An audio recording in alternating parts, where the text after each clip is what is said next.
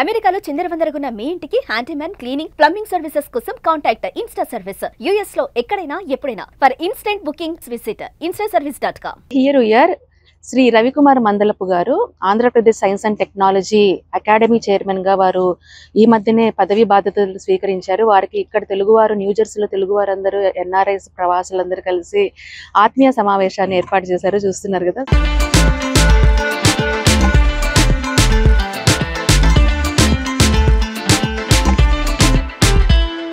New hall ఇది open చేశారు royal Albert palace లో. సో ఇక్కడ రవికుమార్ గారి మీట్ అండ్ గ్రీట్ ఏర్పాటు చేశారు. చాలా పెద్ద హాలు, దాదాపు ఒక 600-700 మెంబర్స్ పడతారు అనుకుంటా దీంట్లో.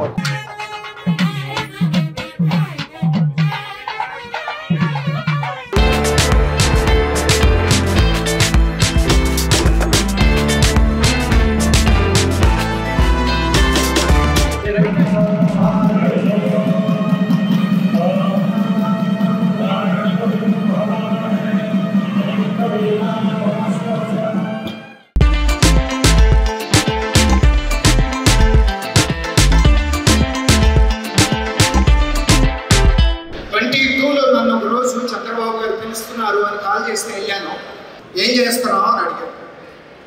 వ్యాపారం, పిల్లల చదువులు, కుటుంబం అంతా అమెరికాలోనే ఉంది కదా సార్. నిన్ను జోన్ 2 ఉభయ గోదావరి జిల్లాలకు ఇన్ఛార్జిగా పంపుతున్నాను. ఒక పక్క భయం, ఒక పక్క బాధ్యత. ఎంతో గొప్ప గొప్ప లీడర్స్ని ప్రొడ్యూస్ చేసి తెలుగుదేశం పార్టీకి ఇచ్చిన జోన్ 2 ఉభయ గోదావరి. అటువంటి చోట ఒక నిత్య విద్యార్థులాగా నేర్చుకోవడానికి నా మీద నమ్మకంతో పెద్ద ఆయన పంపడం అనేది నా మీద ఆయనకున్న దూరదృష్టికి ఒక ఎగ్జాంపుల్గా చెప్పగలను. యువగల పాదయాత్ర నడుస్తున్నప్పుడు ఒకరోజు లోకేష్ గారు నాతో, అన్నా ఈస్ట్ గోదావరిలో ఎంటర్ అవుతున్నాము, అమరావతి రైతులు అంటారు అక్కడ, మనం కూడా జాగ్రత్తగా ఉండాలి అంటారు. తప్పకుండా మన మెజర్స్ మనం తీసుకునే ముందుకు వెళ్తాము అని. మేము యువగల పాదయాత్ర మీద జరుగుతుంది, దండయాత్ర అనుకుంటే వెళ్ళి దండాయమే జరిగింది. కేసు సృష్టించి తెల్లవారుజామున ఆయన అక్కడితో పారిపోతాడన్నట్టు బలవంతంగా తీసుకొచ్చి అరెస్ట్ చేయడం అనేది నిర్దాక్షిణ్యం. కానీ ఆ రోజు జరిగిన చరిత్ర మార్చేసింది ఆంధ్రప్రదేశ్ చరిత్రను. ఒకటి వేళతో ఒక పార్టీని తీసి బంగాళాఖాతంలో కలిపేశారు తెలుగు ప్రజలు.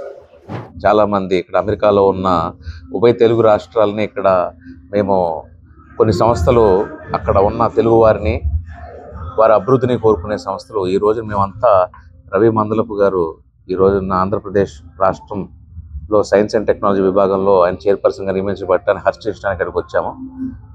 ఎప్పుడు కూడా మేము అక్కడ చేసే కార్యక్రమాల్లో పాల్పంచుకోవాలని ఆశ మాకు ఉంటుంది. ఇటువంటి సేవా తత్పరత నాయకులు అక్కడ నియమించడం వల్ల మా అందరికీ కూడా అక్కడ రాష్ట్ర ప్రభుత్వాలతో కలిసి పనిచేసే అవకాశం ఉండటం వల్ల మేము చాలా ఆనందదాయకంగా ప్రభుత్వ యంత్రాంగంతో సంప్రదింపులు జరుపుతూ అక్కడ ఉపయోగపడే కార్యక్రమాలు చేయగలుగుతాం. ఇన్ని సంవత్సరాలు ఏంటంటే ఎన్ఆర్ఐలు చాలా వరకు కష్టపడేవాళ్ళు. టీడీపీకి ఎంత చేసినా కూడా మనకి ఎన్ఆర్ఐలకి బాబు గారు పొజిషన్స్ వచ్చి తెలుకో ఇంకొకటో ఎవరో అనేటువంటి ఇంతకుముందు నానుడు ఉండేది. కానీ ఈ దఫా ఏంటంటే అది చాలా వరకు ఏంటంటే బాబు గారు అది ఎమ్మెల్యేలు కావచ్చు, సెంట్రల్ మినిస్టర్ అయినా సరే, లేదు ఈవెన్ కార్పొరేషన్ చైర్మన్ అయినా వీటన్నిటిని కూడా ఇవ్వడం, ఎన్ఆర్ఐలను గుర్తించడం అనేది మా అందరికీ చాలా ఆనందం. ఇక్కడ అమెరికా నుంచి ఆయన ఆంధ్రప్రదేశ్కి వెళ్ళి సైన్స్ అండ్ టెక్నాలజీ పొజిషన్ దక్కింది. అలాగే ఇక్కడ నుంచి మన ఎన్ఆర్ఐస్ అందరూ ఎంత ఇట్స్ ప్రౌడ్ మూమెంట్ అండి. We wish him all the best. చాలామంది పుర ప్రముఖులు, చాలామంది ఆర్గనైజేషన్ వాళ్ళు ఈరోజు ఇక్కడ వచ్చి సన్మాన సత్కారాలు చేయడం జరిగింది. నేను చాలా ఆనందంగా అనిపించింది. నాకు చంద్రబాబు నాయుడు గారి పిలుపు మేరకు ఆయన రమ్మని ఆయన నాకు ఆదేశాలు జారీ చేసిన తర్వాత నేను 2.5 సంవత్సరాలుగా ఇండియాలో ఉండి తెలుగుదేశం పార్టీ శ్రేణులతో కలిసి పనిచేసి ఒక జోన్ ఇన్ఛార్జిగా, ఉభయ గోదావరి జిల్లాల ఇన్ఛార్జిగా 35 నియోజకవర్గాలు గెలవటంలో నాది కూడా కొంత పాత్ర ఉంది అని నేను గర్వంగా చెప్పుకునే క్షణాలు నాకు కల్పించింది తెలుగుదేశం పార్టీ, మా అధినాయకులు చంద్రబాబు నాయుడు గారు, మా యువ నాయకులు నారా లోకేష్ గారు. రాబోయే రోజుల్లో కూడా తెలుగుదేశం పార్టీని తెలుగు ప్రజలందరూ సొంత పార్టీగా చేసుకుని ఇంకా ముందు ముందు రాబోయే భారీ విజయాలు అందిస్తారని కోరుకుంటూ సెలవు. రాష్ట్రంలోని పెట్టుబడుల దగ్గర నుంచి రాష్ట్రంలో ఉన్నటువంటి అభివృద్ధి వరకు ఎలా వెళ్ళిందో, ఎలా ముందుకు సాగిందో, ఎంత కుంటుబడిందో తెలిసిన ప్రజలు మేల్కొని ఒక విప్లవాత్మక నిర్ణయం 2024లో ఇచ్చారు. ఈ విప్లవాత్మక నిర్ణయం వెనుక స్ఫూర్తి కలిగించడంలో ఎన్ఆర్ఐలు తమ వంతు పాత్ర పోషించారు. ముఖ్యంగా తమ జీవితాన్ని ఆప్తుల్ని, కుటుంబాన్ని కూడా వదిలిపెట్టుకొని ఇండియా వెళ్ళి పనిచేసినటువంటి ఎంతోమంది ఎన్ఆర్ఐ మిత్రుల్లో రవి మందలపు గారు ఒకరు.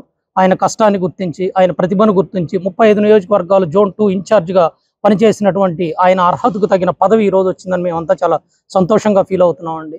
తెలుగుదేశం పార్టీలో కష్టించి పనిచేసే వాళ్లకు ఒక గుర్తింపు, గౌరవం దక్కుద్ది అనే దానికి రవి మందలపై ఉదాహరణ.